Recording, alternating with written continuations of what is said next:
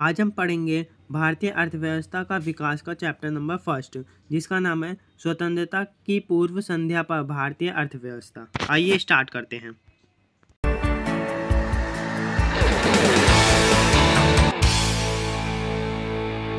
Question, Bharat के British औपनिवेशिक शासन का मुख्य उद्देश्य क्या था। हम बताएं भारत के जो औपनिवेशिक शासन का मुख्य उद्देश्य था उसके बारे में बताना है।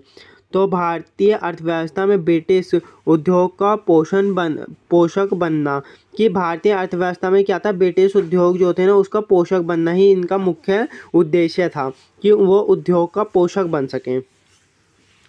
औपनिवेशिक शासकों द्वारा रची गई आर्थिक नीति का दबाव क्या था। जो औपनिवेशिक शासन द्वारा आर्थिक नीति रची गई थी उसका दबाव बताना, दबाव क्या था। मूल देश के आर्थिक हित का संरक्षण एवं संवर्धन करना, कि जो मूल देश था ना उसका तो उसके हितों का तो संरक्षण करना एवं संवर्धन करना था। नेक्स्ट, स्वतंत्रता पूर्व भारत की राष्ट्रीय आय की वार्षिक समृद्धि दर क्या थी। जब हमारी स्वतंत्रता प्राप्त हो गई हमें, तो हमारी वार्षिक समृद्धि दर क्या थी, 2% थी। नेक्स्ट क्वेश्चन, स्वतंत्रता पूर्व भारत की प्रति व्यक्ति उत्पादक वृद्धि दर क्या थी। जब हमारी स्वतंत्रता प्राप्त हो गई थी उसके बाद जो व्यक्ति की उत्पादक वृद्धि दर थी वो 1/2% थी, मतलब आधा % ही थी। नेक्स्ट क्वेश्चन, व्यावसायिक संरचना का क्या अर्थ है। हमें व्यावसायिक संरचना का अर्थ बताना है। विभिन्न औद्योगिक क्षेत्रों में लगे कार्यशील श्रमिकों का अनुपातिक विभाजन ही क्या कहलाता था, व्यावसायिक संरचना। क्या कि विभिन्न उद्योगों के क्षेत्रों में जो भी लोग लगे रहते थे ना, कार्यशील श्रमिक जो होते थे, उनका अनुपातिक विभाजन ही क्या कहलाता है, व्यावसायिक संरचना कहलाता था। नेक्स्ट क्वेश्चन, स्वतंत्रता के समय भारतीय अर्थव्यवस्था उद्योग प्रधान थी या कृषि प्रधान। जब हमें स्वतंत्रता प्राप्त हुई थी ना, तो हमारा जो वो था व्यवसाय था वो कृषि प्रधान था। अर्थव्यवस्था कैसी थी, कृषि प्रधान थी। हमारे यहाँ पे खेती ज़्यादा की जाती थी उस समय। स्वतंत्रता पूर्व भारतीय अर्थव्यवस्था को कृषि प्रधान क्यों माना जाता है, कि क्यों इसे कृषि प्रधान माना जाता है, कि ज़्यादा खेती करने वाला क्यों माना जाता है। क्योंकि 85% जनसंख्या कृषि पर आधारित थी। क्या था कि वहाँ पे है ना 85% जनसंख्या जो थी वो कृषि पर आधारित थी। 85% लोग जो थे ना वो खेती ही कर रहे थे। नेक्स्ट क्वेश्चन, एक अर्थव्यवस्था के विभिन्न क्षेत्र कौन कौन से हैं। तो पहला है प्राथमिक क्षेत्र, द्वितीयक क्षेत्र और तृतीयक क्षेत्र। एक अर्थव्यवस्था के 3 ही क्षेत्र होते हैं, कौन से, प्राथमिक, द्वितीयक और तृतीयक क्षेत्र। नेक्स्ट क्वेश्चन, प्राथमिक क्षेत्र से क्या आशय है।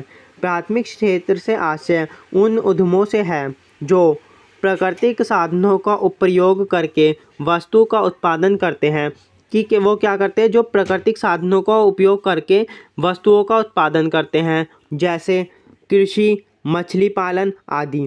कि कृषि करना, मछली पालना, यही तो प्राथमिक वस्तु का हो गई, कि ये क्या करते हैं कि प्राथमिक साधनों का प्रयोग करके वस्तु का उत्पादन करते हैं।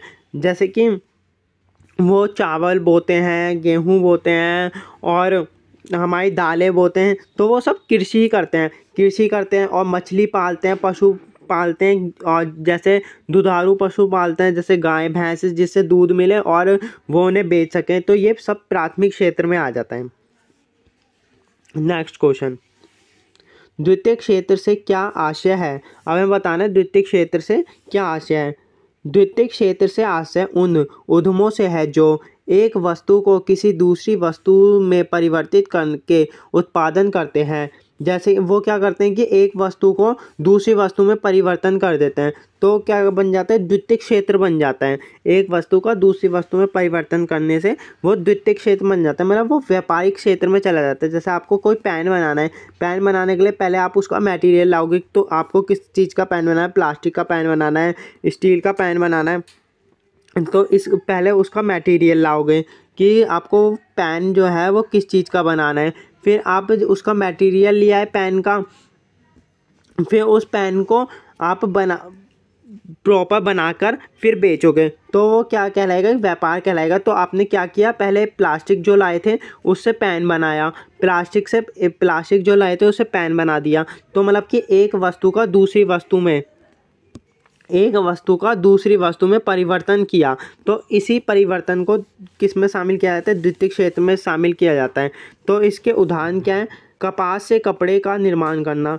कि क्या कर रहे हैं, वो कपास से कपड़े का निर्माण कर रहे हैं कि पहले वो कपास लाए थे और फिर उन्होंने उस कपास से क्या बना दिया, कपड़ा बना दिया। तो इसका एक उदाहरण ये भी है। नेक्स्ट क्वेश्चन, तृतीयक क्षेत्र से क्या आशय है। तृतीयक क्षेत्र से आशय उन उद्यमों से है जो सेवाओं का उत्पादन करते हैं, जो बैंकिंग, बीमा, संरचना, यातायात आदि। तृतीयक क्षेत्र से किसका आशय कि वो जो सेवाओं का उत्पादन करते हैं। सेवा कैसी, जैसे बैंकिंग, बीमा, संरचना, यातायात आदि। जैसे हम बस में ट्रैवल करते हैं तो वो भी तो हमें सेवा ही दे रहे हैं, बस उपलब्ध करवा रहे हैं एक स्थान से दूसरे स्थान के जाने के लिए। हमारा बीमा कर रहे हैं, वो भी एक सेवा कर रहे हैं। और बीमा कर रहे हैं, ये भी एक सेवा है। बैंकिंग एक सेवा है कि वो हमारे पैसों को जमा कर रहे हैं, ये भी एक सेवा है। तो ये सब कार्य किस क्षेत्र में आते हैं, ये तृतीयक क्षेत्र में हमारे कार्य आते हैं। नेक्स्ट, स्वतंत्रता के समय राष्ट्रीय आय में प्राथमिक क्षेत्रों का क्या योगदान था। कि जब हमें स्वतंत्रता मिल गई तो राष्ट्रीय आय में प्राथमिक क्षेत्रों का क्या योगदान रहा, इसके बारे में बताना है। कितने % योगदान रहा, तो हमारा 58.7% योगदान रहा था। किसमें, राष्ट्रीय आय में प्राथमिक क्षेत्रों का। स्वतंत्रता के समय राष्ट्रीय आय में द्वितीयक क्षेत्रों का क्या योगदान रहा। जब हमारे स्वतंत्रता प्राप्त हुई थी तो द्वितीयक क्षेत्र में क्या योगदान था, हमारा 14.3% का योगदान था। कि वो खाली 14.3% ही हमें उत्पादन करके दे पा रहे थे। कौन से, द्वितीयक क्षेत्र।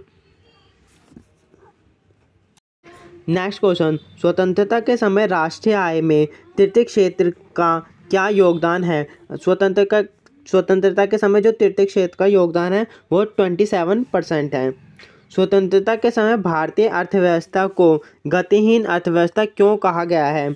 क्योंकि प्रति व्यक्ति आय की वृद्धि दर में बहुत कम परिवर्तन हो रहा था। कि क्या था कि यहाँ पे प्रति व्यक्ति आय जो थी ना, उसकी वृद्धि दर में बहुत कम परिवर्तन हो रहा था। इसलिए क्या था कि अर्थव्यवस्था को गतिहीन अर्थव्यवस्था कहा गया है स्वतंत्रता के समय। क्वेश्चन, स्वतंत्रता के समय भू राजस्व की कौन कौन सी प्रणाली प्रचलित थी। पहली, जमींदारी प्रथा, महलवाड़ी प्रथा और रेहतवाड़ी प्रथा। ये 3 प्रथा जो थी स्वतंत्रता के समय भू राजस्व की प्रथा थी। नेक्स्ट क्वेश्चन, स्वतंत्रता के पूर्व ब्रिटिश साम्राज्य ने किस भू राजस्व प्रणाली को किसानों के शोषण के लिए प्रयोग किया। तो वो थी जमींदारी प्रथा को किया था बहुत बड़े रूप में। नेक्स्ट क्वेश्चन, कृषि के व्यवसायीकरण से आप क्या समझते हैं। कृषि के व्यवसायीकरण से आशय किसानों को परंपरागत निर्वाह फसलों के स्थान पर व्यापारिक फसलों के लिए प्रोत्साहित या विवश करना है। कि वो क्या कर रहे थे कि परंपरागत निर्वाह फसलों के स्थान पर व्यापारिक फसल उगाने के लिए कह रहे थे, उन्हें प्रोत्साहन भी कर रहे थे तथा विवश भी कर रहे थे, ताकि जो किसान है वो निर्वाह खेती ना करे बल्कि व्यापारिक फसलों को उगाएं और व्यापारिक फसलों को उगाकर उन्हें बाजार में बेचें।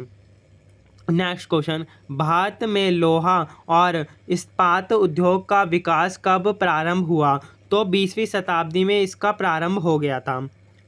टाटा ऑयल स्टील कंपनी की स्थापना कब हुई। जो टाटा ऑयल स्टील कंपनी की स्थापना वो 1907 में स्थापित हुई थी। कौन सी, टाटा ऑयल स्टील कंपनी जो थी वो 1907 में स्थापित हुई थी। Next question,